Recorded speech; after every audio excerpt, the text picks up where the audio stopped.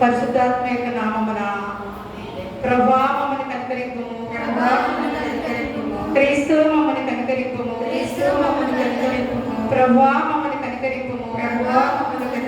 అందరం కలిసి అపోస్తల విశ్వాస ప్రమాణాన్ని మన విశ్వాస ప్రమాణంలో దేవుని ఎదుట ఒప్పుకుందామండి.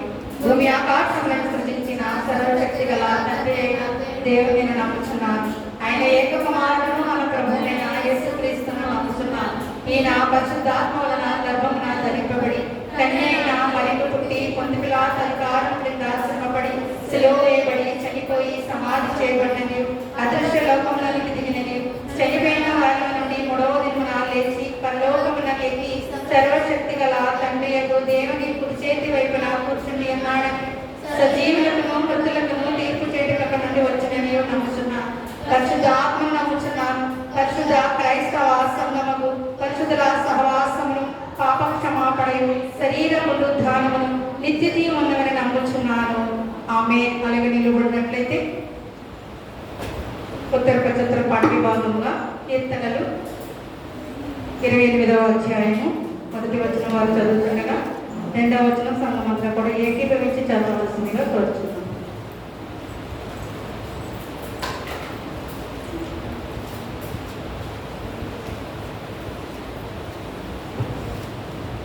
ఈ దినముకై ఏర్పాటు చేయబడిన ఉత్తర పత్రము 28వ అధ్యాయము కీర్తన గ్రంథం ఇలా రాయబడి ఉన్నది.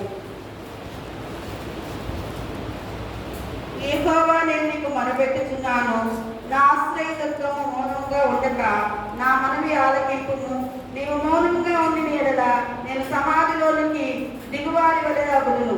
నేను నీకు మొరపెట్టినప్పుడు ఈ పరిశుద్ధాలయము వైపునకు నా చేతులు ఎత్తినప్పుడు నా విజ్ఞాపనమని ఆలకింపుము. భక్తిహీనులను పాపం చేయు వారిని నీవు లాగివేయినట్లు నన్ను లాగివేయకుము. వారు దుష్టాలోచన హృదయంలో ఉంచుకొని తన పొరుగు వారితో సమాధానంగా మాట్లాడుదురు. వారి క్రియలను బట్టి, వారి దుష్ట క్రియలను బట్టి వారికి ప్రతీకారం చేయము. వారు చేసిన పనిని బట్టి వారికి ప్రతీకారం చేయము. వారికి తగిన ప్రతిఫలమిమ్ము.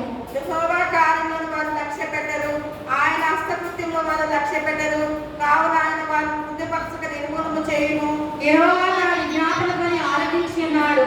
ఆయన స్తోత్రము కలుగును గాక. యెహోవా నా ఆశ్రయము, నా కేడుము, నా హృదయము ఆయన యందు నమ్మకించును కనుక నాకు సహాయము కలిగెను. నా కావున నా హృదయం ప్రకాశించుచున్నది. కీర్తనలతో నేను ఆయనను స్తుతించుచున్నాను. యెహోవా తన జనులకు ఆశ్రయము, ఆయన తన అభిషిక్తునికి రక్షణ దుర్గము. అందరం కలిసి చదువుదామండి. ఈ జనులను రక్షింపము, ఈ స్వాస్థ్యమును ఆశీర్వదింపము, వారికి కాపరుడై నిత్యము వారిని ఉద్ధరింపము. వాక్యముగా పలుకుతాం. దయచేసి అందరూ కూర్చోండి.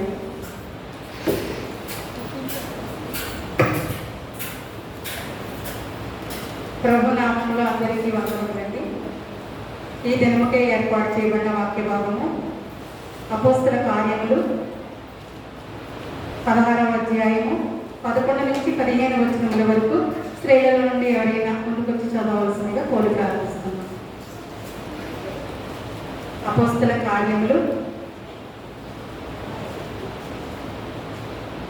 16వ అధ్యాయము 11 నుంచి 15 వచనముల వరకు.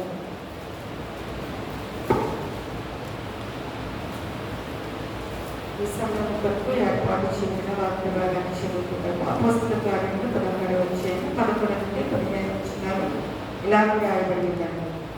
కాబట్టి మేము ట్రోయను విడిచి ఓడ ఎక్కి తిన్నగా సముద్రంలో మర్నాడు నెయపోలికి అక్కడ నుండి ఫిలిప్పీకి వచ్చింది. మాసిదోనియా దేశంలో ఆ ప్రాంతంలో పది ముఖ్య పట్టణములు రోమీయుల ప్రవాస స్థానమే ఉన్నది. మేము కొన్ని దినములు ఆ పట్టణములలో ఉంటే విశ్రాంతి దినమున కవిది నాటి నదీ తీరమున ప్రార్థన చెరువు అనుకుని అక్కడికి వచ్చి కూర్చుండి కూడి వచ్చిన స్త్రీలతో మాట్లాడుచుంది. అప్పుడు లూదియా అన్న దైవభక్తి కలిగిన స్త్రీ నిలిచిండెను. ఆమె ఓడోనకు పొడిగి అమ్ముదయగా పట్టణస్తురాలు. ప్రభు ఆమె హృదయమును తెరిచిన కనుక పౌలు చెప్పిన మాటలందు రక్షించెను. ఆమెయు ఆమె ఇంటి వారిలో బాప్తిస్మము పొందినప్పుడు ఆమె, నేను ప్రభువునందు విశ్వాసము కలగానని మీరు ఎంచితే నా ఇంటికి వచ్చి ఇండుడని వేడుకొని మొక్కము బంధము చేసుకుని వాక్య ధ్యానానికి ముందు వాక్య నడిపింపు కొరకు స్త్రీల నుండి ప్రేరేపించబడిన వారు ప్రార్థనలో ముందుకు నడిపించవలసిందిగా కోరుకోవాలి.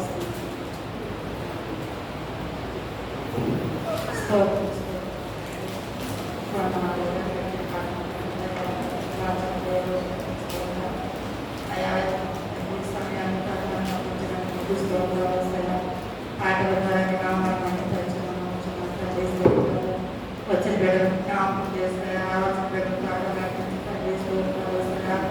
అయా దాసులను జ్ఞాపకం చేస్తాయి, దాసులను వరకు వచ్చి తనలోని ఘోరంగా వాటితో వాక్యం చదువుతుండగా అయా నీ బిడ్డలో నీకు మాట్లాడమని మమ్మల్ని వచ్చిన వారిని మమ్మల్ని జ్ఞాపకం చేసుకుని తండ్రి నీ పరిశుద్ధాత్మలో నుంచి నా తండ్రి బిడ్డలో ఆలోచించి ఆ వాక్యం కూడా మాకు అర్థం కాదంటే అర్థం మాకు స్కూల్గా నేర్చుకుంటానే నిలేసరి జ్ఞాపకం మాకు మాట్లాడమని మాకు అర్థమయ్యే రీతిలో నా తండ్రి అయా స్తోత్రాలు ఆత్మతో నింపుకొని అడుగుతున్నాం ప్రభావ స్తోత్రాలు అయ్యా నా తండ్రి స్తోత్రాలు పెట్టుకుని మాట్లాడమని పెట్టుకొని ఉంది నాన్న నువ్వు మాతో మాట్లాడుతున్నావు తండ్రి మాకు అర్థం కాదని సాయం చేయండి అయా స్తోత్రాలు ప్రభావ వాటి సారమైన బ్రతుకుతాం ప్రభావ ఎందుకంటే ప్రభావ స్తోత్ర మానవుడు వ్యవహారం నుంచి 10 మానవులు బ్రతుకుతాడని స్తోత్రాలు జ్ఞాపకం చేస్తాయా స్తోత్రాలు ప్రభా వచ్చిన నీ బిడ్డలని ప్రభా ఏ సమస్యలతో అయా ఏ నేర్పుతోనైనా చూసి నీ బిడ్డ కనిపించుకుంటాము ఆశీర్వదించు దీవించాయి బిడ్డలనైనా జ్ఞాపకం చేస్తాయా తండ్రి వచ్చిన వారినయా నీ బిడ్డలుగా నాకు చెప్పాలి నీలో కలిసే వారిగా వాటిని సారంగా స్తోత్రాలు అయా జీవించడానికి నొప్పుతో నింపమని బలానికి శక్తితో నీ జ్ఞానంతో నింపమని అడుగుతున్నాను తండ్రి స్తోత్రాలు నీ దయచేసి అయా స్తోత్రాలు బిడ్డలు కూడా జ్ఞాపకం చేస్తాయా అయా దాన్ని దయచేయడం కూడా జ్ఞాపకం చేస్తాను బిడ్డ నీ కుటుంబానికి జ్ఞాపకం చేస్తాను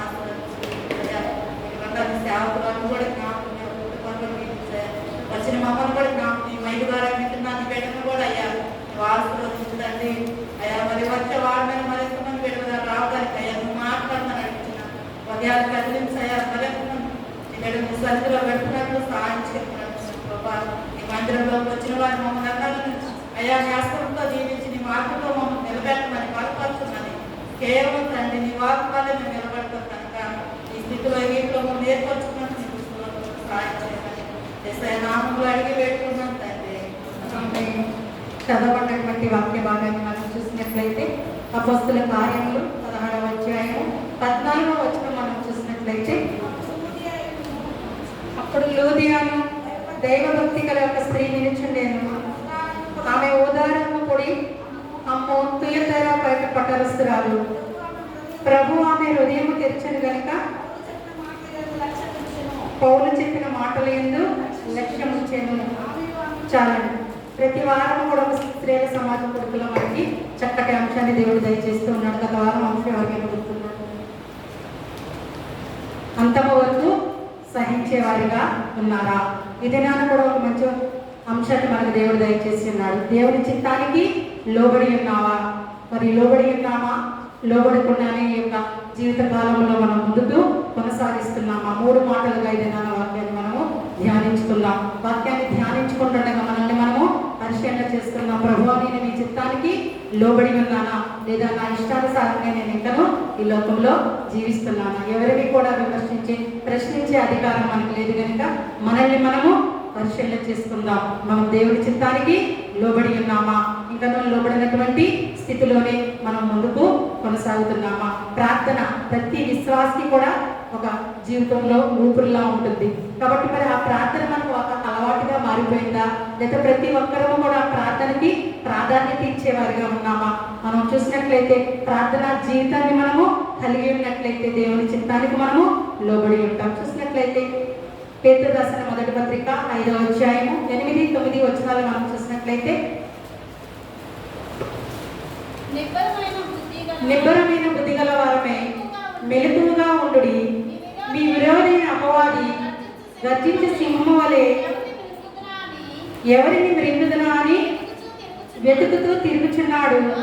లోకమందున్న మీ సహోదరుల యందు ఈ విధమైన శ్రమలే నెరవేర్చున్నవని ఎరిగి విశ్వాసమందు స్థిరులై వారిని ఎదిరించుడి. ప్రార్థన మనము ప్రార్థనతో ఉన్నట్లయితే నిబ్బరగలమైన బుద్ధి గలవారనే మెలకుగా ఉండడి. మీ విరోధి అపవాది గర్జించు సింహము వలె ఎవరిని ముంగిదనాని వెతుకుచున్నాడు. లోకమందున్న మీ సహోదరుల యందు ఈ విధమైన శ్రమలే నెరవేరుచున్నవని ఎరిగి విశ్వాసం అందు ఎలా ఉండమంటున్నాడండి? స్థిరులై ఉండండి. దేవుని యందలి విశ్వాసమే మనం అపవాదిని చెడుని ఎదిరించగలం. ప్రార్థన చేతనే మనం అపవాదిని ఎదిరించగలం. యేసయ్య కూడా 40 దినాలు ఉపవాస ప్రార్థన చేసిన తర్వాత సాతాను చేత శోధించబడ్డాడు. మరి ఈ లింకంలో మనం ఏ పాటి వారు? మనము కూడా అనేక విధముగా ఉదయకాలం లేచినది మొదలుకొని సాయంకాలము పండుకునే వరకు అనేక విధమైనటువంటి క్రియల చేత మనం శోధించబడుతూ ఉంటాం. ఆ క్రియల చేత మనం శోధించబడినప్పుడు వీళ్ళు ఒక వాసులను ఆశ్రయించినట్లయితే మనకు ప్రతిఫలం రాదు. ఎవరిని ఆశ్రయించాలండి? దేవుణ్ణి ఆశ్రయించాలి. ఎవరితో మాట్లాడతాం మనం? మనకి ఏదైనా ఆపద రాగానే, ఏదైనా కష్టం రాగానే పక్కవాడికో ఎదురింటి వారికో ఎవరో వారికి మనం చెప్పుకుంటాం, వారితో మాట్లాడతాం. దానివల్ల ప్రయోజనం ఏమీ ఉండదు. మన ముందు వింటారు, మన వెనక నవ్వుతారు. కానీ దేవునితో మాట్లాడాలి. ప్రార్థన అంటే దేవునితో మాట్లాడడం. మనకి కష్టం వచ్చినా, సుఖం వచ్చినా, సంతోషం కలిగిన, బాధ కలిగిన మనం ఇతరులతో చెప్పుకున్నట్టు కంటే దేవునికి చెప్పుకుంటే మనకి ఎంతో మేలు కలుగుతుంది. కనుక దేవుని యందు విశ్వాసం ఉంచి ప్రార్థన ద్వారానే మనము ఎన్ని ఆపదలు వచ్చినప్పటికీ, ఎన్ని కష్టాలు వచ్చినప్పటికీ, ఎలాంటి ఇబ్బందులు వచ్చినప్పటికీ మనం లోక నివాసులను ఆశ్రయించడం కంటే దేవుని ఆశ్రయించడం మేలు. కనుక ఈ లోకంలో వారితో మాట్లాడడం కంటే దేవునితో మాట్లాడడమే మేలు. కనుక మనం ఎలాంటి ప్రార్థనా జీవితాన్ని కలిగి ఉన్నాం? మనం ఒకసారి రాత్రికాల సమయంలో వాక్యం ద్వారా మనం పరిశీలన చేసుకుందాం. మనందరికీ తెలుసు దావీదు గొలియాతు గురించి. ఆ గొలియాతు మీదకి యుద్ధానికి వెళ్ళినప్పుడు దావీదు వద్ద ఏదైనా ఉందండి? ఆయుధం ఏమీ లేదు, చిన్న వడిసెలు మాత్రమే ఉంది. కానీ అతను రోజుకి ఎన్నిసార్లు ప్రార్థన చేసేవాడంట? 3 సార్లు ప్రార్థన చేసేవాడంట. ఉదయము, మధ్యాహ్నము, సాయంకాలం. మరి నీవు నేను కనీసం ఒక్కసారైనా దేవుణ్ణి ప్రార్థిస్తున్నామా? ఉదయకాలం లేచిన వెంటనే నువ్వు గంటలు ప్రార్థన చేయని అవసరం లేదు. కానీ ఒక 2 మాటలు, ప్రభువా గత రోజంతా కూడా నన్ను నేను ఎక్కడ నేను భద్రపరుచుకుని మరొక నూతన దినములోనికి నన్ను ప్రవేశించిన విధానాన్ని బట్టి నీకే వేలాది స్తుతులు. ఈ దినమంతా కూడా నేను ఎక్కడ నేను నన్ను భద్రపరుచుకోవాలి. చిన్న ప్రార్థన మనం చేసుకుంటున్నామా? మధ్యాహ్నం, సాయంకాలం చేస్తున్నామా? అని ఇక్కడైతే దావీదు 3 పూటల ప్రార్థన చేసేవాడంటండి. 7 సార్లు దేవుణ్ణి స్తుతించేవాడంట. అందుకని అతను చిన్నవాడైనా గొల్యాతుతో జయాన్ని పొందుకున్నాడు. మరి ఈ లోకంలో మనం ధనవంతులము, బలవంతులము, అందగాళ్ళము అని మనం ఫీల్ అవుతూ ఉంటాం. కానీ మరి మనం ప్రార్థనా జీవితాన్ని కలిగి ఉన్నామా? కలిగి లేమా? ఒక్కసారి మనం 3 మాటలుగా ఈ దినాన్ని వాక్యాన్ని మనము పరిశీలన చేసుకుందామండి. ప్రార్థనకి వచ్చేటప్పుడు మనము ఎలా ఉండాలి? ప్రార్థనా స్థలమును వెళ్ళాలి. ఫస్ట్ మనం ఏం చేయాలండి? దేవుని ఆలయానికి రావాలంటే ప్రార్థనా స్థలానికి మనము వెళ్ళాలి. రెండవది, ప్రార్థనా స్థలానికి మనం వెళ్ళేటప్పుడు దేవుని వాక్యాన్ని వినాలి. మూడవది, ప్రార్థనా స్థలములో నువ్వు దేవుని చిత్తానికి లోబడి ఉండాలి. మరి ఈ 3 మాటలు మన జీవితంలో ఉన్నవా లేవా అనే దానిని వాక్యానుసారంగా విధానం మనము పరిశీలన చేసుకుందాం. మొట్టమొదటిగా మనం చూసినట్లయితే ప్రార్థన స్థలమునకు వెళ్ళాలి. చూసినట్లయితే అపోస్తల కార్యములు 16వ అధ్యాయం 13వ వచనం మనం చూసినట్లయితే, విశ్రాంతి దినమున గవిని దాటి నదీ తీరమున ప్రార్థన జరుగునని అనుకొని అక్కడికి వచ్చి కూర్చుండి కూడి వచ్చిన స్త్రీలతో మాట్లాడుచుంటిమి. చాలండి. విశ్రాంతి దినమున గవిని దాటి నదీ తీరమున ప్రార్థన జరుగునని అక్కడికి వచ్చి కూర్చుండి. వారు ఆ నదీ తీరంలో ప్రార్థన జరుగుననుకుని అక్కడికి వెళ్ళారు. అక్కడ ఒక ప్రార్థన స్థలం ఉంది. ఎవరు వెళ్ళారండి అక్కడికండి? మీరు ముందు వాక్యాలు చదువుకున్నట్టు ఎవరు వెళ్ళారు? ముందు వాక్యం చదువుకోండి. అక్కడికి ఎవరు వెళ్ళారు? స్త్రీలతో మాట్లాడుచుండిరి. అపోస్తలుడైన పౌలు గారు వెళ్ళారు. వెళ్ళి అక్కడ స్త్రీలతో మాట్లాడుచున్నారు. ఆయన అక్కడికి వెళ్ళాలని వేరే పని మీద ఆయన వెళ్ళారు. కానీ ప్రార్థనా స్థలానికి వెళ్ళాలి కనుక, క్రైస్తవులము ప్రార్థనా స్థలానికి వెళ్ళాలి కనుక, విశ్రాంతి దినమున మనం దేవుని మందిరములో ఆచరించుకోవాలి కనుక ఆయన అక్కడ ప్రార్థన జరుగునని అక్కడికి చేరుకున్నారు. మరి ఆ స్థలానికి ఎందుకు చేరుకున్నారు? అక్కడికి ఎందుకు అవసరం ఉందంటే అక్కడ వాక్యం మనకు స్పష్టంగా తెలియజేస్తుంది. స్త్రీలతో మాట్లాడుచున్నారు. నేను ప్రార్థనా స్థలానికి వెళ్ళడం ఏంటి? నేనే ఇతరులకు ప్రార్థన చేస్తున్నాను కదా, నేనే మన అనేక శక్తులతో ప్రార్థన చేస్తున్నాను, విడుదల నేను ఎందుకని ప్రార్థనా స్థలాన్ని వెతుక్కుంటూ వెళ్ళాలి అని ఆయన అనుకోలేదు. విశ్రాంతి దినమున నా దేవుని మందిరానికి నేను వెళ్ళాలి అనుకున్నారు. మరి ఈ దినాన స్త్రీలమైనటువంటి మనకు ఎవరికి లేని ధన్యత మనకి ఇచ్చాడు దేవుడు. మరి మనం ఎంతవరకు స్త్రీల సమాధానికి వచ్చి ఉన్నామండి? చౌడవరం గ్రామంలో ఈ 10-15 మంది మాత్రమే మనం ఉన్నామా? ఒక్కసారి మనల్ని మనము పరిశీలన చేసుకుందాం. మనం మన దేవుడు ఇచ్చినటువంటి సమయాన్ని దొంగిలించే వారిగా ఉన్నామా, సద్వినియోగం చేసుకునే వారిగా ఉన్నామా?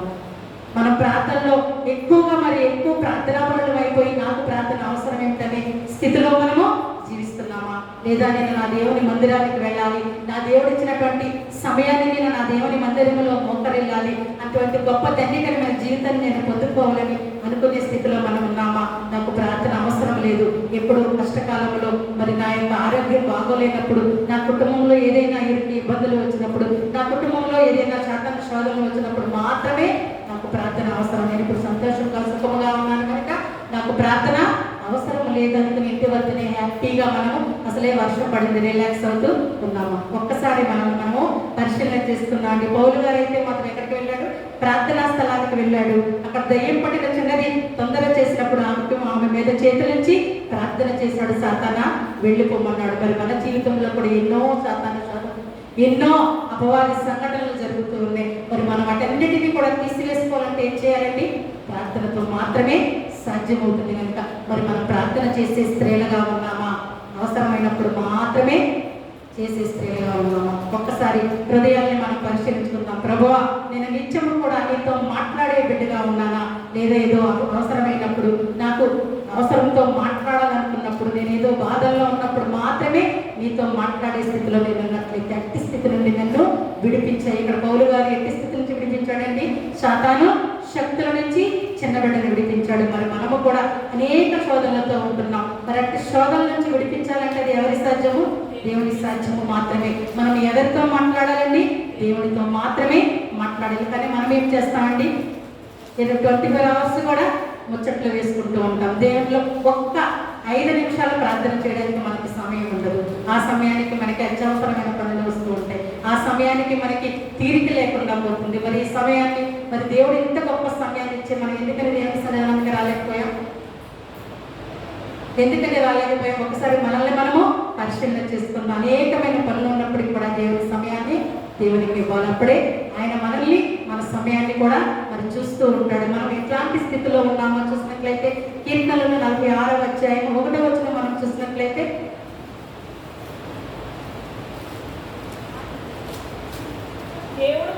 దేవుడు మనకు ఆశ్రయమును దుర్గమునై ఉన్నాడు. ఆపత్కాలంలో ఆయన నమ్ముకొనదగిన సహాయకుడు. పౌలు ప్రార్థన చేయించున్నదని కూడా మనకి అపోస్తల కార్యాలు చదవద్దండి. ఒక లైన్లో 9-11 మంది పౌలు ప్రార్థన చేయించున్నాడు అన్న వాక్యం చెప్తుంది. మరి ప్రార్థనా స్థలాన్ని వెతుక్కుంటూ వెళ్ళాడు. ప్రార్థనా స్థలానికి వెళుతున్నామంటే మన సమస్యలకు, మన బాధలకు అన్నింటికి కూడా పరిష్కారం చెప్పే దేవాది దేవుడు ఆ యొక్క ప్రాంతంలో, ఆ యొక్క స్థలములో ఉన్నాడని మనము విశ్వసించి వెళ్తాం. నా ప్రార్థన నా దేవుడు వింటాడు, నా ప్రార్థనకు సమాధానం ఇస్తాడని మనము బలముగా దేవుని దగ్గరికి వస్తాం. మరి అలాంటి వాడు మనకి ఎలా ఉన్నాడంటే దేవుడిని ఆశ్రయదుర్గమునే ఉన్నాడు. ఆపత్కాలంలో ఆయన నమ్ముకొనదగిన సహాయకుడై ఉన్నాడు. నా ప్రార్థన మరి నేను ప్రార్థన చేసుకోవడానికి ఆయన సన్నిధికి వెళ్తున్నానంటే ఆయన నాకు ఆశ్రయముగా ఉన్నాడు. ఆయన నమ్ముకొనదగిన సహాయకుడు. ఈ లోకంలో నేను ఎవరికి విన్నవించుకున్నా నాకు సహాయం చేయవారు ఎవరు లేరు. కానీ నా దేవాతి దేవుడు నిత్యం నిరంతరము కూడా ఉదయకాలం మొదలుకొని సాయంకాలం వరకు నా వెన్నంటే ఉంటున్నాడు. కాబట్టి నాకు ఆయన సహాయకుడు. నేను ఆయన నమ్మకదగిన సహాయకుడని మనం విశ్వసించి నమ్ముతూ దేవుని సన్నిధానానికి వస్తున్నాం. మరి ప్రార్థన ఎలాంటి ప్రార్థన చేస్తున్నామండి? విశ్వాసపూరితమైన ప్రార్థన చేస్తున్నామా? నమ్మకమైన ప్రార్థన చేస్తున్నామా? లేదా అవిశ్వాసంతో జరుగుతుందా జరగదా, ఇస్తాడా ఇవ్వడాన్ని అవిశ్వాసంతో మనము ప్రార్థన చేస్తున్నామా? ఈ రాత్రికాల సమయంలో మనల్ని మనము పరిశీలన చేసుకున్నాం. ఇంకా చూసినట్లయితే కీర్తనలు 128వ అధ్యాయం 1వ వచనం మనం చూసినట్లయితే, కొండల తట్టున నా కన్నులెత్తుచున్నాను, నాకు సహాయము ఎక్కడి నుండి వచ్చును? యెహోవా వలనే నాకు సహాయము కలుగును. మనం ఎవరి వల్ల కలుగుతుందండి? దేవుని దగ్గర మాత్రమే మనము సహాయం పొందుతాము. ఆ సహాయం పొందడానికి మనము ప్రార్థనా స్థలానికి వస్తున్నాం. మరి ఎంతమంది దేవుని సహాయం నాకు అవసరం వస్త్రం లేదని ఇంటి వద్దనే కూర్చున్నారు. ఒక్కసారి రాత్రికాల సమయంలో మనము పరిశీలన చేసుకుందాం అండి. మరి మనము సమయోచితమైన సమయాన్ని దేవునికి మరి ఇచ్చి మరి ఆ సమయం దేవుడు ఇచ్చినటువంటి సమయాన్ని దేవుని సన్నిధిలో మనం గడపడానికి ముందుండే వారిగా ఉన్నాము. ఇంకనూ వెనుకబడే స్థితిలో మనము జీవిస్తున్నాము. ఈ రాత్రికాల సమయంలో మనము పరిశీలన చేసుకుందాం. మొట్టమొదటి ఏంటండి, ఈ 3 మాటలు మాత్రం గుర్తుండాలి. నేను ఏం చెప్పానో మీకు గుర్తుండకపోయాను. మొట్టమొదటిది ప్రార్థనా స్థలమునకు వెళ్ళాలి. రెండవది ప్రార్థనా స్థలానికి వెళ్ళిన నీవు దేవుని వాక్యాన్ని వినాలి. ప్రార్థనా స్థలానికి వెళ్ళిన నీవు దేవుని వాక్యాన్ని వినాలి. అపోస్తల కార్యములు 16వ అధ్యాయము 14వ వచనం మనం చూసినట్లయితే, అప్పుడు లూదియాను దైవభక్తి గల ఒక స్త్రీ నిలుచుండెను. ఆమె ఊదారంగు పొడిని అమ్ముచుండెను. లాస్ట్ లో చూడండి, ఆమె పౌలు మాటల యందు లక్ష్యం ఉంచాను. ఎవరి మాటల యందు లక్ష్యం ఉంచిందండి? పౌలు మాటల యందు లక్ష్యం ఉంచండి. అక్కడ పౌలు అంటే మనం ఆ మనిషి మాటల యందు కాదు, దేవుని మాటల యందు మనము లక్ష్యం ఉంచాలి. దేవుని వాక్యాన్ని వినాలి. దేవుడు మరి అక్కడ ఎవరైతే వాక్యాన్ని మనకి బోధిస్తున్నారో వారి ద్వారా దేవుడు మనకి ఏం చెప్తున్నాడో మనం దానిని గ్రహించుకోవాలి. వెళ్ళామా వచ్చామా అన్నట్లు కాకుండా ఏదో ఆదివారం కాబట్టి నేను ఆదివారము దేవుని ఆలయానికి వెళ్ళాలి, అది మా క్రైస్తవుల ఆచారము అని కాకుండా దేవుడు నాకు ఇచ్చినటువంటి గొప్ప సమయం, దేవుడు నాకు ఇచ్చినటువంటి గొప్ప ఆధిక్యత. ఎంతో మంది మరి బిడ్డలకు లేని ధన్యకరమైన జీవితాన్ని దేవుడు నాకు దయచేసి ఉన్నాడు కనుక నేను కృతజ్ఞతగా నా దేవుని ఆలయానికి వెళ్ళాలి. నా కుటుంబం గురించి, నా ఇరుగు పొరుగు కుటుంబాల గురించి నేను దేవుని చెంత విన్నవించుకోవాలని ఒక గొప్ప సంకల్పంతో మనం దేవుని సన్నిధానానికి వచ్చేవారిగా ఉన్నామా, లేదా వచ్చామా వెళ్ళామా అనే ఆచారమైనటువంటి క్రైస్తవుల వలె మనము జీవిస్తున్నాం. ఈ రాత్రికాల సమయంలో మనము పరిశీలన చేస్తున్నాం. సామెతలు 28వ అధ్యాయము 9వ వచనం మనం చూసినట్లయితే,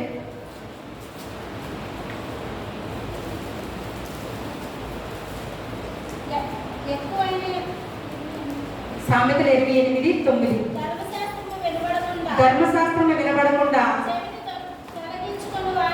చెవుని తొలగించుకొని వాని ప్రార్థన హేయము. మనము దేవుని వాక్యము వినకుండా ప్రభువా ప్రభువా ప్రభువా అని మనం ఎంత ప్రార్థన చేసినా నీ నా ప్రార్థన దేవుడు వినడండి. ఎలా ఉంటుంది?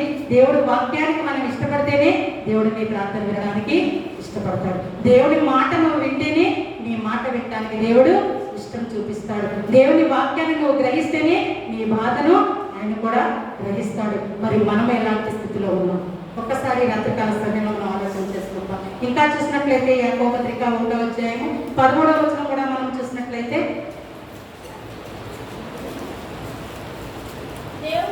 దేవుడు కీడు విషయమై శోధింపబడనేరడు,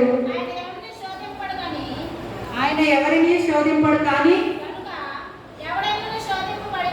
ఎవడైనా శోధింపబడినప్పుడు నేను దేవుని చేత శోధింపబడుచున్నానని అనకూడదు, వినడానికి వేగిరపడాలి. సమయాన్ని దేవుడు పిలిచాడు. సమయాన్ని ఏమని చెప్పాడండి?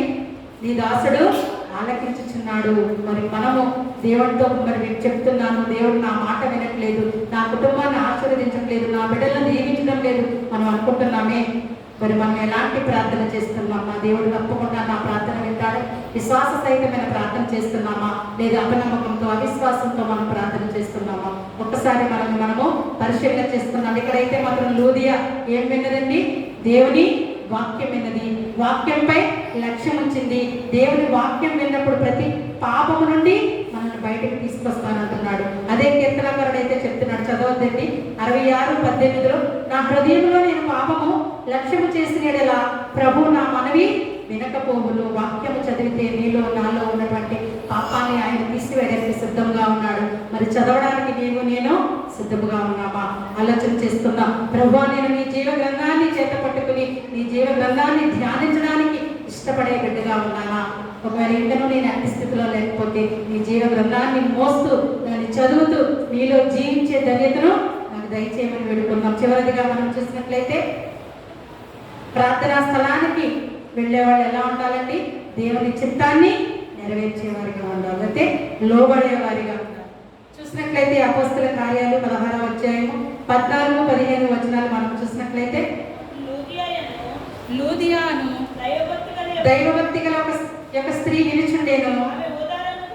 ఆమె ఉదారము పొడిని అమ్ము తుయితైరా పట్టణస్థురాలు ప్రభు ఆమె హృదయము తెరచను గనుక పౌలు చెప్పిన మాటల యందు లక్ష్యముంచెను.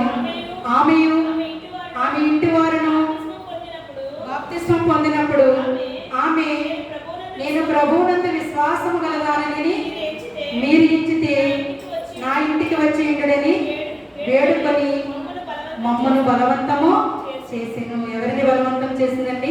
అపోస్తలుడైనటువంటి పౌలును వారికి పక్కన ఉన్నటువంటి వారు. మరి మనము హృదయము తెరిచిన కనుక పౌలు మాటలు ఏంటంటే లక్ష్యం ఉంచింది. దేవుని వాక్యాన్ని మనం ఎప్పుడైతే స్పందిస్తామో, ఎప్పుడైతే దేవుని చిత్తానికి మనం లోబడతామో మన కుటుంబం కూడా ఆశీర్వదింపబడుతుంది. మన బిడ్డల జీవితాలు కూడా ఫలింపులోనికి వస్తాయి. నేను క్రైస్తవురాలని అనే చిన్ననాటి నుంచి కూడా మనం చెప్పుకుంటున్నామే. మరి ఎంతవరకు దేవుని మాటకు దేవుని చిత్తానికి మనము లోబడి ఉన్నాం, లేదా మన ఇష్టానుసారంగా మన జీవిత యాత్రను కొనసాగిస్తున్నాము. ఈ రాత్రి కాల సమయంలో మనల్ని మనం పరిశీలన చేసుకున్నాం. మనం అనుకుంటూ ఉంటాం, ప్రభువా నేను ఇన్ని గంటలు ప్రార్థన చేస్తున్నానే, నేను ఎంతగా నీతో ప్రాధేయపడుతున్నానే, మరి ఎందుకు నా కుటుంబం ఈ విధంగా ఉంది, ఎందుకు నా బిడ్డలు జీవితాల్లో ఫలింపు రావడం లేదు, ఆశీర్వాదాలు రావడం లేదు, ఎందుకు నా కుటుంబము ఇతరుల కుటుంబం వలె సంతోషముగా సమాధానముగా ఉండడం లేదు అని అనుకుంటూ, కానీ నువ్వు దేవుని వాక్యానికి స్పందించడం లేదేమో, దేవుని మాటాన్ని మరి దేవుని చిత్తానికి నీవు నడుచుకోవడం లేదు. ఈ రాత్రికాల సమయంలో మనల్ని మనము పరిశీలన చేసుకుందాం. ఇక్కడైతే మాత్రం లూదియా మరి తేదైరా పట్టణస్థురాలు, ఓదారులు కూడా అమ్ముకునే ఒక గొప్ప స్త్రీ, దేవుడు అంటే పెద్దగా తెలియని స్త్రీ అయినప్పటికీ దేవుని మాటలు ఎందామే ఏమైందండి లక్ష్యం ఉంచింది. మరి ఈనాడు మనము మన పుట్టు క్రైస్తవులుగా ఉంటున్నాం. మరి మా తాత ముత్తాతల నుంచి మేము క్రైస్తవులమే క్రీస్తు బిడ్డలమే విశ్వాసులమే అని చెప్పుకుంటున్నామే. మరి ఎందుకని మన కుటుంబాలు ఇలాంటి స్థితిలో శాతానుష్ణాలతో మరి అనారోగ్యాలతో అస్వస్థలతో మరి ఇలా మనము ఎన్నో అశాంతి లేని జీవితాలతో మనం జీవిస్తున్నామండి. రాత్రికాల సమయంలో మనం ఆలోచన చేసుకుందాం. మనము కూడా దేవుని మాటకు స్పందించడం లేదేమో, దేవుని చిత్తానికి లోబడడం లేదేమో, అందుకని మన జీవితాలు ఈ విధంగా ఉన్నాయేమో ఆలోచన చేసుకుందాం అండి. మనం ఎలా ఉండాలండి? ప్రార్థనా స్థలానికి వెళ్ళేవారిగా ఉండాలి. ప్రార్థనా స్థలానికి వెళ్ళిన నీవు వాక్యము వినేవారిగా ఉండాలి. వాక్యాన్ని వినము. కానీ ఏదైనా ఫంక్షన్కి వెళ్తే మాత్రం ఏం చేస్తామండి?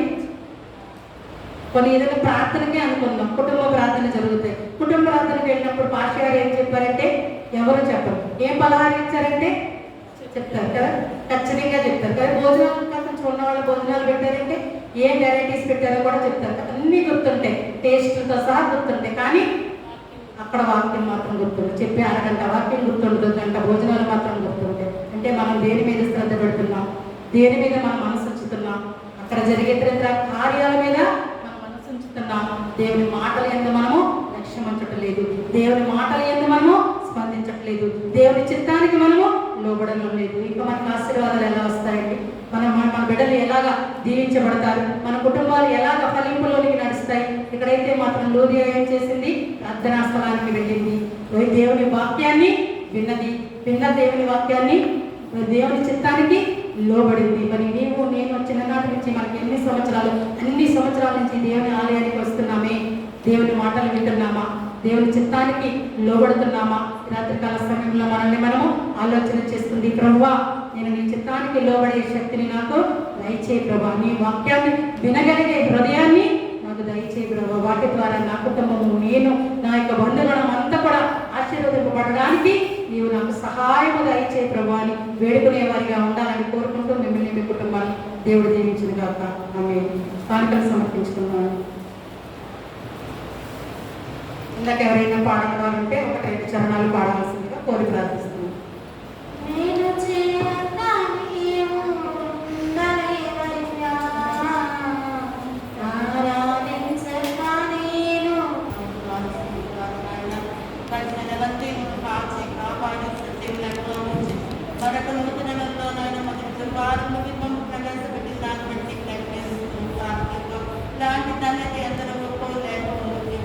అలాంటి తల్లిని కోసం పరిగెత్తి మందిరంలో కూర్చునే బిడ్డలుగా మన హృదయాలు, తలంపులు, ఆలోచనలు మార్చి బిడ్డలు మందిరంలో కూర్చోబెట్టి మనం వచ్చిన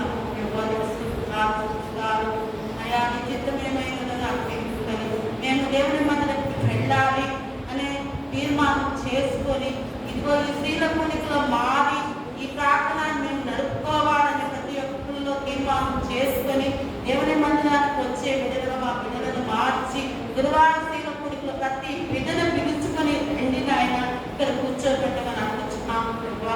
అయ్యా మేము మందిరంకి వచ్చి వృధాగా వెళ్ళడం నీకు ఇష్టం లేదు. చెప్పిన వాక్యాన్ని అమ్మగారు చెప్పిన వాక్యాన్ని మీరు జ్ఞాపకం చేసుకొని నిరంతరశీలుగా జ్ఞానవంతురాలుగా బుద్ధిగల పండితుల వలె మేము మా మంచితో విత్తనాల వలె ఉంచిన అయ్యా అనేక తలంతులు మేము సంపాదించుకుని ఆశీర్వదించేలాగా మమ్మల్ని మీరు స్కూల్లో టీచర్లు పిల్లలు ఎలాగ దిద్దుతారు తల్లిదండ్రులను అలాగ దిద్దుతున్నప్పుడు మేము అలాగా ఈ జీవితంలో మేము ప్రార్థనలో గడిపేవారిగా ఉంచమని అడుగుతున్నాను ఆయన మందిరంలో ఆయన దేవుని ఇష్ట ప్రకారం నెరవేర్చుకుంటున్నాం. అయ్యా నీ తలంపులో నీ మాటలోని నీ నడకలో మేము ఎలాగ నడపాలో మాకు నేర్పమని అడుగుతున్నాం. అయ్యా మేము చేసిన తప్పులుంటే క్షమించండి, అబద్ధాలుంటే క్షమించండి, మోసాలుంటే క్షమించండి నాయన. ఇకనైనా మా బిడ్డలు మేము నీ నడకలోను నీ చిత్త ప్రకారం నడిచేవారిని మాకు ఏర్పాటు చేయమని అడుగుతున్నాను. ప్రతి బిడ్డలు పేరు పేరు దీవించండి, ఆశీర్వదించండి నాయన. మరి ఏ నిమిత్తం ప్రార్థన చేసి ఉన్నారంటే ప్రార్థన మీరు జవాబు దయచేయండి, ఆ ప్రార్థనలకు తీర్మానాలు దయచేయమని అడుగుతున్నాం. ప్రతి బిడ్డ ప్రార్థనకు మీరు ఆశీర్వాదం దీవెన దయచేయమని వాటిలో మీరు ఉన్నారు, వాటిలో మీరు ఉన్నారు. సగం చుట్టూ నీ కంచవేసి కాపుల నుంచి నీ శక్తిని కుమ్మరించండి. మా చర్చి నిర్మాణం కొనసాగించమని అడుగుతున్నాను ప్రభు. అయ్యా ఈ దీనరాలు ప్రార్థన నీ దాసి నీ సేవకురాలు ప్రార్థన ఆలకించమని ప్రతి ప్రార్థనకు జవాబు దయచేయమని నీవు ఇస్తేనే మేము తీసుకుంటాం. మాకు ఎవరున్నారు? మా డాడీని నీవే, నీకు తప్ప మాకు ఉన్నారు. మా సర్కారు గారి కుటుంబాన్ని మరి బిడ్డలను మీరు దీవించి ఆశీర్వదించమని మరి ఇంకా ఏమైనా కావాల్సి ఉన్నాయో ఎండైన దీవులను ఎండైన ఆశీర్వాదాలు దయచేయమని ఈ చిన్న ప్రార్థన నీ చెత్త చేర్చుకోమని వేస్తున్నాం అనుకున్నాం తండ్రి. ప్రార్థనా స్థలానికి వెళ్ళాలి. ప్రార్థనా స్థలానికి వెళ్ళిన వారు దేవుని వాక్యం వినాలి అనే ఒక 2 మాటల మీద క్లుప్త ప్రార్థన చేయవలసిందిగా కోరి ప్రార్థిస్తున్నాం.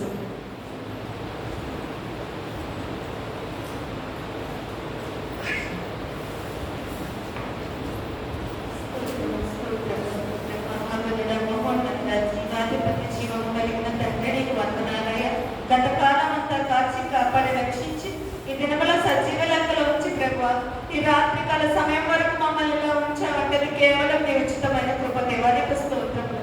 మమ్మల్ని అందరినీ రీతిగా నడిపించుకున్న విధానం బట్టి నీకు వందనాలయ్యా. ఆయన సేవకుల ద్వారా మాతో మాట్లాడిన విధానం బట్టి నీకు స్తోత్రాలయ్యా. ఆయా ప్రార్థన గురించి ఎంతగానో మాకు నేర్పించావయ్యా, నీకు వందనాలయ్యా.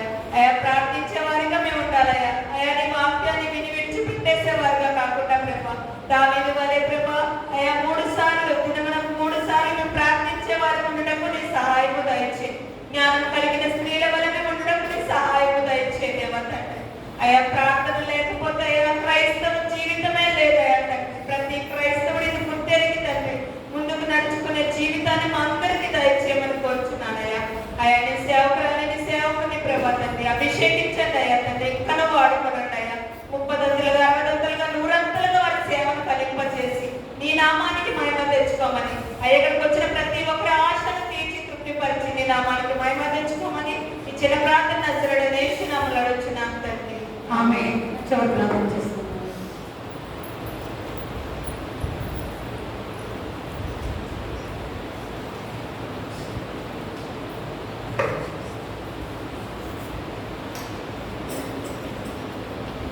పరిశుద్ధుడు పరిశుద్ధుడు పరిశుద్ధుడు పరిమళములు కొనియాడబడే గొప్ప దేవ, నీకే వేలాది స్తుతులు స్తోత్రాలయ్యా.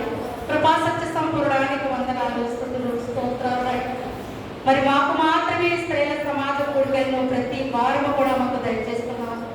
మరి ఇంత గొప్ప ధన్యతలో పాల్గొనలేక మా బిడ్డలు ఎంతో మంది నిర్లక్ష్యం చూపిస్తున్నారు, అశ్రద్ధ చూపిస్తున్నారు. ఏవేవో కారణాలు ఏవేవో సాకులతో నీ సన్నిధానానికి రాలేకపోతున్నారు.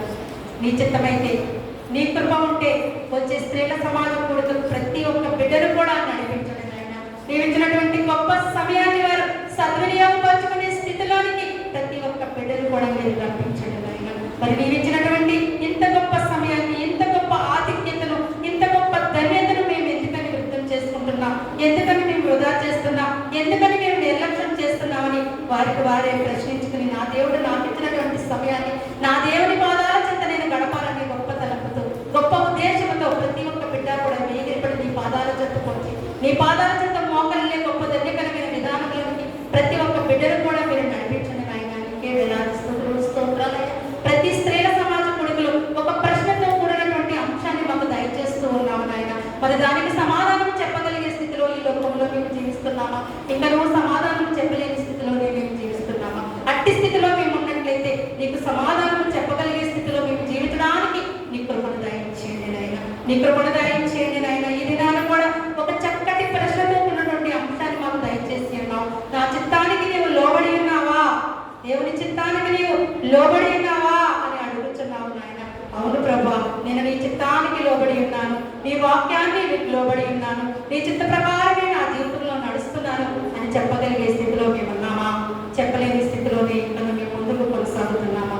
అట్టి స్థితిలో మేము ఇంకా ముందుకు కొనసాగుతూ ఉన్నట్లయితే మరి నీ చిత్తానికి లోబడే జీవితాన్ని మాకు దయచేయండి ప్రభా. నీ వాక్యాన్ని వినగలిగే హృదయాలను మాకు దయచేయండి ప్రభా. విన్న వాక్యాన్ని మా హృదయంలో ఫలింపు చేసుకుని వాక్యానుసారంగా మా జీవితాల్లో మేము ముందుకు నడవడానికి నీ కృపను మాకు దయచేయండి నాయన. నీకే వేలాది స్తుతులు స్తోత్రాలయ్య. నాకు ముందుగా ఇద్దరు బిడ్డలు ప్రార్థన చేసి ఉన్నారు ప్రభా. నీతో మా పక్షాన మాట్లాడి ఉన్నారు నాయన. ప్రార్థనా స్థలానికి మేము వచ్చేవారిగా ఉన్నామా? ప్రార్థనా స్థలానికి వచ్చిన నీవు మరి దేవుని వాక్యాన్ని వినగలిగే స్థితిలో మేము ఉన్నామా అని మరి ప్రార్థన చేశారు ప్రభా. మేము ఇంకనూ అట్టి స్థితిలో లేకున్నట్లయితే, మేము ఇంకనూ అట్టి జీవితాలు జీవించుకున్నట్లయితే, మేము ఇంకనూ నీ వాక్యానికి లోబడిన స్థితిలో ఉన్నట్లయితే, మేము ఇంకనూ నీ వాక్యానికి మా చెవినివ్వని విడుదల ఉన్నట్లయితే అట్టి స్థితి నుంచి మాకు విడుదల దయచేయండి ప్రభా. అట్టి స్థితి నుంచి మాకు విడుదల దయచేయండి ప్రభా. ఈ రాత్రి కాల సమయంలో ఇప్పుడే మేము అడుగుతుండగా మా హృదయాలను తెరవండి ప్రభా. మా జీవితాన్ని మార్చండి నాయన. నీ వాక్యాన్ని వినగలిగే శక్తిని మాకు దయచేయండి ప్రభా. అట్టి జీవితాన్ని మాకు దయచేయండి ప్రభా. ఇప్పుడే మా బిడ్డలందరూ కూడా నీ పాదాల చెంత అడుగుచున్నాను నాయన. వాడు అడుగున్నది నీకు ప్రతిదీ కూడా నీకు నీ దృష్టికి న్యాయమైనది సత్యమైనది అయితే సమాధానాన్ని దయచేయండి నాయన. సమాధానాన్ని దయచేయండి నాయన. నీకే వేలాది స్తుతులు స్తోత్రాలు ప్రభా. మరి మేము ప్రార్థనా స్థలానికి వెళుతున్నామా? వెళ్ళిన వారం నీ వాక్యాన్ని వింటున్నామా? విన్నవారం నీ వాక్యానికి స్పందిస్తున్నామా? స్పందించి మరి మా యొక్క జీవితాలను మా కుటుంబాన్ని రక్షించుకోగలుగుతున్నామా? ఇంకనూ అట్టి స్థితిలో మేము లేనట్లయితే, ఇంకనూ అట్టి జీవితాన్ని మేము జీవించకుండా ఉన్నట్లయితే అట్టి స్థితిని అట్టి జీవితాన్ని మాకు దయచేయండి ప్రభా. నీకే వేలాది స్థితులు స్తోత్రాలయ. వచ్చిన బిడ్డలందరినీ నువ్వు దీవించండి నాయన. రాలేక ఇంటి వద్దనే ఉన్న బిడ్డల్ని కూడా నీవు దీవించండి నాయన. మరి వారు ఎందువల్ల అయితే రాలేకపోయారు, ఎలాంటి కారణాల వారిని అడ్డగించాయో నాకైతే తెలియదు కానీ సమస్తమును గుర్తిరిగినవాడు, హృదయాంతరాలను గమనించేవాడు, మరి హృదయంలో తలంపు పుట్టక మునిపే నువ్వు గ్రహించేది ఆది దేవుడు కనుక నీ బిడ్డలు మీ సన్నిధానానికి ఎందుకని రాలేకపోయారు, ఎలాంటి శాతాన శక్తులు వారిని అడ్డగించేయో మరి నాకు తెలియదు కానీ నీ చిత్తమైతే నీ కృప ఉంటే మనలా వచ్చే స్త్రీల సమాధానం ప్రతి ఒక్క బిడ్డలు కూడా నీ సన్నిధానానికి నడిపించండి నాయన. నీకే వేలాది స్తుతులు స్తోత్రాలయ్యా. మరి మా చౌడవరం గ్రామాన్ని మీరు దీవించండి అయ్యా. మా గ్రామంలో ఉన్నటువంటి ప్రతి బిడ్డను పేరు చెప్పిన మీరు ఆశీర్వదించండి అయ్యా. ప్రతి కుటుంబంలోనూ ఎలాంటి సాతాను శోధనలు లేకుండా మీ ఆత్మతో వెలుగుతోను ప్రతి కుటుంబాన్ని మీరు నింపండి ప్రభా. మరి ముఖ్యంగా మా గ్రామం నుండి స్కూళ్ళ నిమిత్తము, కాలేజీల నిమిత్తము, పనుల నిమిత్తము, ఉద్యోగాల నిమిత్తము, ఇతరితర కార్యముల నిమిత్తము ఎవరైతే ప్రయాణమై దూర ప్రాంతాలకు వెళుతున్నారో వారి ప్రయాణం అంతా కూడా మీరు ఎక్కడెట్లో భద్రపరచుకోండి. వారు చేరవలసిన గమ్యస్థానానికి క్షేమకరంగా చేర్చండి. తిరిగి మరలా గృహానికి వచ్చే పర్యంతము నీవే నీ రెక్కల్లో వాళ్ళు భద్రపరచుకుని క్షేమకరమైన ప్రయాణాన్ని వారికి దయచేయండి నాయన. నీకే వేలాది స్తుతులు స్తోత్రాలు ప్రభు. మరి మా గ్రామంలో ఉన్నటువంటి మరి బిడ్డలేని తల్లులను జ్ఞాపకం చేసుకోండి అయ్యా. మరి గర్భఫలము నీవిచ్చి బహుమానముగా మేము ఎంచుకొనిచున్నాము. మరి అలాంటి బహుమానాన్ని పొందుకోలేని బిడ్డలు ఎంతో మంది కన్నీరు కారుస్తున్నారు నాయన. వారి కన్నీటి ప్రార్థనను మీరు ఆలకించండి. వారి గర్భంలో ఎలాంటి లోపం ఉన్నదో నీకు తెలుసు నాయన. ఈ లోక వైద్యుడు కాదు కానీ పరలోక వైద్యుడు. నీ పరమహస్తాలతో ఆ లోపాన్ని ముట్టండి, స్వస్థపరచండి.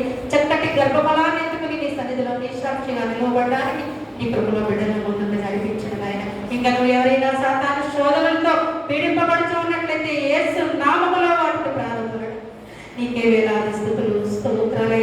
ఇంకా నువ్వు ఎవరైనా వాతావరణ సమస్యల వల్ల మరి ఎంత సడన్ గా వర్షం పడుతున్న వల్ల వారి వాతావరణ మార్పుల వల్ల ఎవరైనా అనారోగ్యంతో బాధపడుతున్నట్లయితే చిన్నవారు కానీ పెద్దవారు కానీ మధ్య వయస్సులు కానీ యుక్త వయస్సులు కానీ ఎవరైనా అనారోగ్యంతో ఉన్నట్లయితే ఈ రాత్రి కాల సమయం కడుపులో పుట్టండి, స్వస్థపరచండి. నీ సన్నిధిలో నీ సాక్షిగా ఉండడానికి నీ కృపను బిడ్డలకు దయచేయండి.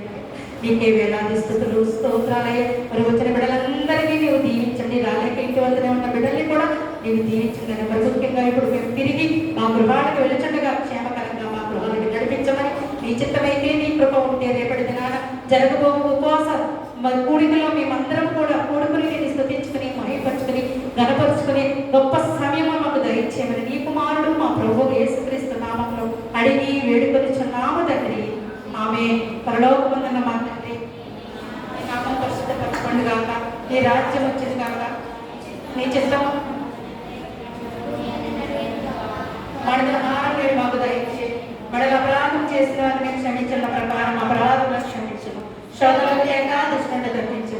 రాజ్యము శక్తియు మహిమయు నిరంతరము నీవే తండ్రి. ఆమె దేవభావమే రాత్రి మమ్ములను నీవే నేడు కాచినావు, నీకు స్తోత్రములు. ఆపదర్మముల్ అంతకుండను కాపుగాచి మంచి నిద్ర కలుగ చేయుమి. పండియుండగా పాము తేలులను గండములను తొలగ చేసి కాయుమో ప్రభు. దుష్ట స్వప్నముల్ దొంగ భయమును కష్టములను తొలగ చేసి కాయుమో ప్రభు.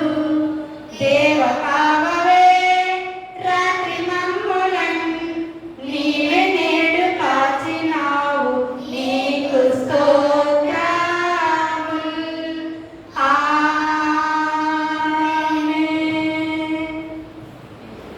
అందరికీ వందనాలండి. చిన్న గమనిక, రేపు మనకి మొదటి శుక్రవారం కనుక ఉపవాస కూడిక ఉన్నది. ఉదయం 11 గంటలకు ప్రారంభించబడుతుంది కనుక సమయాన్ని గమనించుకొని ప్రతి ఒక్కరు